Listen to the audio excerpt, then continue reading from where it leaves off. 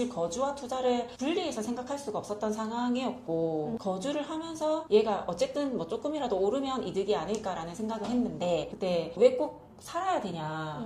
나는 전세 살고 얘도 전세 주면 되는 거 아니냐라고 해서 그때 이렇게 머리 뭔가 띵 맞은 듯이 네. 안녕하세요. 솔찬부동산TV의 양갱입니다. 요즘 젊은 분들이 기존에 살던 집이 전세나 월세셨던 분들, 그분들이 이제 전세나 월세로 다시 집을 알아보고 계시다가 최근에 전월세 매물이 많이 귀해지게 되면서 매매로 포지션을 바꾸게 되는 경우가 흔히 발생하고 있습니다. 전세를 알아보시다가 매매로 갑자기 계획을 바꾸게 되면 조금 혼란 아닌 혼란스러울 수가 있는데요. 그래서 그런 분들에게 제가 매수 후기나 매도 후기를 남겨서 조금이나마 도움이 되셨으면 좋겠다는 생각에 오늘 영상을 촬영하게 됐습니다. 오늘 제가 모신 손님은요, 일단 저희 단톡방에 계시는 분이고요. 닉네임은 사장님이신데 재건축 단지 하나와 그리고 조금 특이한 케이스로 대체주택 특례라는 비과세를 알고 오신 분이셨어요. 여기서 잠시 그 대체주택에 대해서 간단하게 설명을 드리자고 하면 재개발이나 재건축 단지에서 내가 원래 살던 그 허름한 집이 이제 나중에 관리 처분 인가가 나고 철거를 준비하게 되면 그 집에서 나가서 살아야 됩니다. 근데 내가 이 집에 살다가 어디론가 가야 하는데 어디로 가겠어요? 그러니까 조합에서는 이주비 대출이라는 걸 해주게 되고 그때 동안에 내가 잠깐 살 집을 구해서 이 집을 매수해서 거주를 하는 동안 이 집은 비과세를 해주는 대체주택 특례라는 내용이 있거든요. 이들 하는 비과세 방식으로는 이제 주택 하나와 1번 주택 그리고 1번 주택을 사고 1년 이후에 2번 주택을 매수하시고 2번 주택을 매수한 날로부터 3년 이내 1번 주택을 매도하면 비과세, 이렇게 일시적 2주택 비과세를 많이 활용하시는데요. 대체주택 특례 같은 경우는 조금 특이하게도 그러니까 첫 번째 산주택 그 다음 두 번째 산주택을 팔았을 때도 비과세 해주는 엄청 특이한 케이스거든요. 특례를 잘 모르시는 분들이 엄청 많으세요. 하지만 지금 이 순간에도 이 내용을 알고 공부하신 분들은 이렇게 해서 비과세를 받아가지고 충분히 자산을 많이 불리시고 계시거든요. 그러니까 지금 오신 사장님 같은 케이스도 이제 첫 번째 주택을 재건축 단지로 매수하시고 두 번째 주택으로 대체주택, 이제 이 주택을 조금 오를 만한 곳으로 매수를 하셔서 상급지에 집을 세팅해두고 이 집이 어느 정도 올랐을 적에 얘를 팔면서 얘도 비과세, 그리고 첫 번째 매수하셨던 재건축 단지도 나중에 완공이 되어서 새 주택이 됐을 때 여기 들어가서 거주를 하고 얘도 비과세, 결국은 두 개 다 비과세로 가지고 갈 수 있는 엄청난 꿀팁입니다. 뭐니 해도 경험담에서 나오는 이런 노하우라든지 스킬이 진짜 찐이거든요. 그래서 오늘 사장님이 매수하게 된 후기와 진짜 어떠한 생각으로 이런 계획을 하게 되셨는지 한번 직접 들어보도록 하겠습니다. 일단 사장님 반갑습니다. 안녕하세요.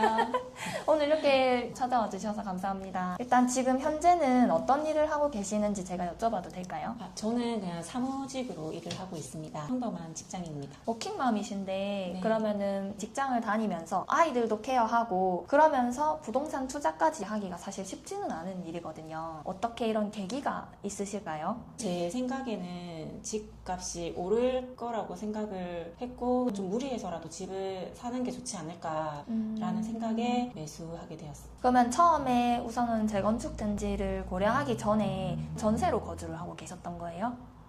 제가 전세로 거주했던 건 아니고 애들 어릴 때 분양받은 아파트가 있어서 그 아파트에서 10년 넘게 거주를 했었는데 그 아파트가 처음에 샀을 때보다 2배 이상 올라가지고 네, 이게 집값 상승으로 인해서 돈을 벌 수 있다라는 거를 이미 체험을 해서 되게 네. 운이 좋은 케이스신 것 같아요.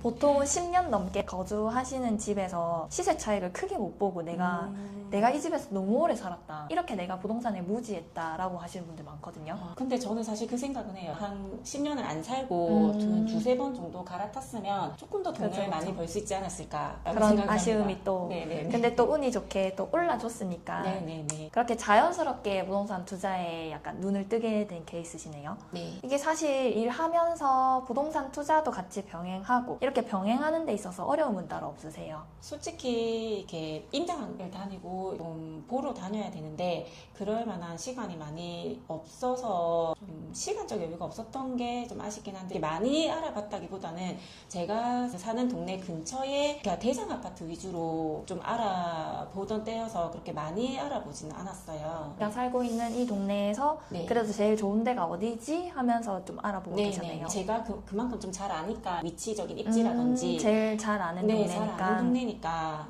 이었어요. 그래서 그렇게 공부할 게 많이 없었어서 맞아요. 막 무리해서 내가 아예 모르는 지역에 투자를 한다거나 그런 상황이 생겼을 때 뭐 진짜 서울로 만약에 집을 매수하게 되더라도 전세를 세팅하고 혹시나 나중에 그게 계획에서 틀어져 버리면 내가 들어가야 되는 상황이 발생하는 경우도 많이 봤거든요. 그래서 조금 처음 투자를 하신다 아니면 처음 내가 부동산에 입문해서 이렇게 투자를 한번 해보려고 한다는 마음을 먹으셨으면 사실은 가장 잘 아는 동네에서 먼저 시작하시는 걸 가장 추천드립니다. 제가 사장님 처음 뵈었을 때 그 이미 재건축 단지를 매수하신 상태였는데 이게 재개발이나 재건축은 우리가 헌집에 내 시간을 투자하는 거잖아요. 그때 당시에 대체주택 특례라는 걸 어떻게 알고 활용을 하시려고 생각을 하셨는지 저는 그게 또 좀 궁금하더라고요. 제가 사실 재건축을 그렇게 싼 가격을 주고 산 건 아니에요. 사업성이 그렇게 좋은 지역이 아니어가지고 이제 나중에 입주할 때 이만큼 대출이 나올까라는 고민이 좀 있었고 네, 그래서 제가 안 그래도 집을 사려고 했다가 원룸이란 재건축을 사게 되면서 돈이 남는 건 아니지만 그 여윳돈으로 뭔가를 할 수 있을까, 뭐 투자를 할 수 있을까 이런 걸 알아보던 중에 대체주택이라는 게 있다라는 거를 우연히 알게 됐던 것 같아요. 그러면 아파트를 대체주택을 사면 저는 집값이 오를 거라고 생각했기 때문에 오르면 나중에 입주할 때 조금 더 좀 여유가 있겠다 싶어서 대체주택 알아보게 되었어요. 대체주택이 비과세가 되는지 안 되는지에 따라서 손실이 또 날 수 있고 안 날 수 있고 이런 상황이어서 좀 확신을 얻기 위해서 소장님한테 물어봤는데 대체주택을 잘 모르시더라고요. 네, 그래서 저는 대체주택 된다라는 약간 확신을 얻고 사고 싶었는데 그걸 잘 모르셔가지고 그때 제가 단톡방이 생각나서 단톡방에 질문을 드렸고 그래서 양객님을 만나게 된. 그래서 상담을 하다가 대체주택을 하실 건데 왜 동네 안에서만 이렇게 보고 계시냐 했던 기억이 나요. 네, 당연히 저는 거기에 저희가 들어갈 살 집을 대체주택으로 마련하려고 했기 때문에 생활권에 맞는 지역만 봤었던 거죠. 그래서 동네를 보시다가 그때 당시에는 분위기가 해운대나 수영구 쪽에 이렇게 막 급등하던 시기가 아니었거든요. 그래서 여기보다는 조금 더 나은 상급지에 가시는 게 어떻냐 제가 그랬던 기억이 나요. 근데 제가 걱정했던 게 어쨌든 수영구나 해운대구가 상급지라고는 생각을 했지만 거주까지 해야 된다는 생각에 집이 없는데 어떻게 할 거냐 이런 생각을 했던 거죠. 더 상급지를 사면 더 좋은 거잖아요. 그러면서 광안리도 알아보고 그때 한참 해운대도 같이 알아보고 결론적으로 이제 광안자이랑 해운대자이 쪽에 비교하시다가 해운대자이에 금액적으로도 괜찮은 물건이 있었어가지고 그걸 매수하면서 전세까지 이렇게 다 도와드렸던 기억이 있어요. 이게 그 시기마다 해운대자이는 물건이 또 항상 나오는 케이스가 다 다른데 1차는 아예 뷰 같은 거 없이 그냥 평지고 막 이런 이유만으로 선호하시는 분들이 있고 또 사실 2차는 이제 뷰가 이렇게 트여 있다 보니까 그런 트임이 나오는 시안이 좋은 아파트가 잘 없어요, 해운대에서도. 그러니까 그런 부분에서 2차를 더 만족하시는 분들이 있고 약간 케이스 바이로 다 다른 것 같아요.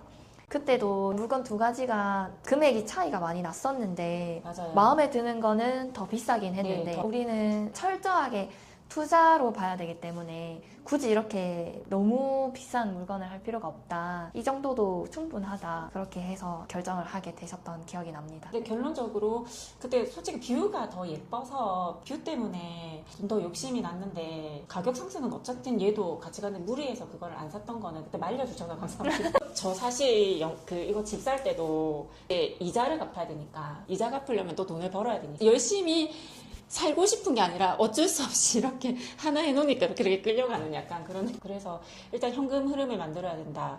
그러면 후회는 안 하세요? 저는 안 해요. 왜냐면 진짜 현대자이도 많이 올랐잖아요. 저는 집값 오를 거라고 생각합니다, 아직도. 맞죠. 네. 그거를 못 받아들이는 분들이 엄청 많아요. 그거는 근데 사실 제가 막 설득한다고 되는 부분은 진짜 아니더라고요. 이렇게 결국은 먼저 이렇게 그러니까 표현대로 의하면 저지른 거 맞습니다. 저질러 놓고 네. 약간 어떻게 끌려가는 듯이 이렇게 계속 해오고 있으신데 결론적으로는 잘한 선택이셨잖아요. 저는 잘했다고 생각하고 어쨌든 저질렀어도 어떻게든 돈은 마련이 되더라고요. 그쵸, 맞아요. 네, 이렇게 저지르고 뒷수습을 하면서 공부가 된 것도 있는 것 같아요. 맞아요. 저도 절박하니까 막 이것저것 알아보다 보니 좀 알게 되는 정보도 생기게 되고 그리고 나태할 시간이 없습니다. 맞죠? 대출금을 갚아야 되기 때문에 열심히 살고 싶지 않아도 열심히 살게 됩니다. 이제 남은 숙제는 해운대 자이 잠깐 들어가셔서 거주하시고 그 가격이 조금 괜찮을 때 팔고 재건축에서 살면서 그것도 좀 비과세 좋은 가격으로, 받으시고. 네, 파는 게 목적입니다. 화폐 가치가 떨어지니까 그러면 그럴수록 부동산이 계속 오르는 거는 약간 어떻게 보면 기정사실이잖아요. 네. 그래서 이게 약간 집값이 올랐다기보다는 조금 아이러니하긴 한데 화폐 가치가 많이 떨어지고 있다. 반대로 그렇게 말할 수도 있는 것 같아요. 근데 다들 생각이 너무 많아서 그러니까 저처럼 너무 생각 없이 질러도 좀 문제는 있지만 네. 생각을 너무 많이 해도 안 됩니다. 맞아요. 이 약간 손님들 응대하다 보면 고민을 너무 많이 깊게 디테일하게 하셔가지고 약간 최악수를 두는 분들이 있거든요.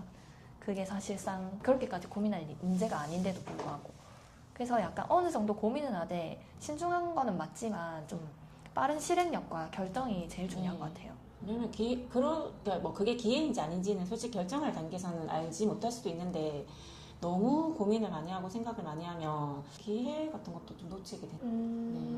저는 그렇게 많이 생각하고 하진 않았지만 결론적으로 저는 후회하지 않고 그리고 사실 좀 이렇게 상급지 위주로 좀 봤던 것 같긴 해요. 이게 어쨌든 해운대는 아니지만 동네에서도 대장이니까 좀 그런 믿음도 있었고 또 말씀해 주시는 이렇게 딱 설명해 주시는 내용도 설명을 상세히 잘 해주시니까 어느 정도는 저는 믿고 실행을 하는 것도 필요하다고 생각을 합니다. 전문가를 믿어야죠.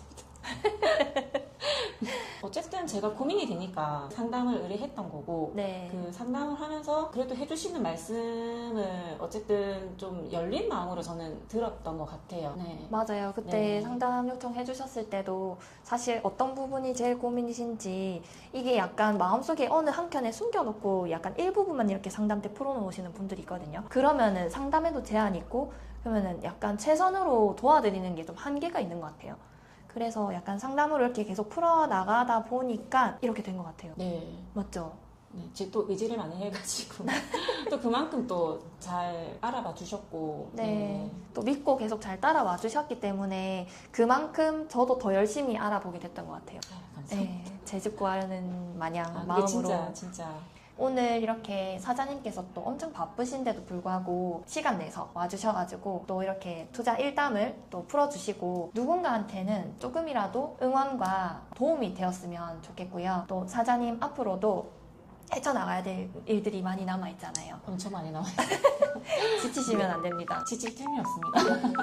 대출금을 갚아야 되기 때문에. 그쵸. 네. 그래도 건강이 최우선이니까 네. 또 지금처럼 웃음 잃지 않고 그러면 이제 저희 모두 강남에서 만났으면 좋겠습니다. 그러면 사장님 우리 이제 강남에서 뵐게요. 네, 강남에서 만나요.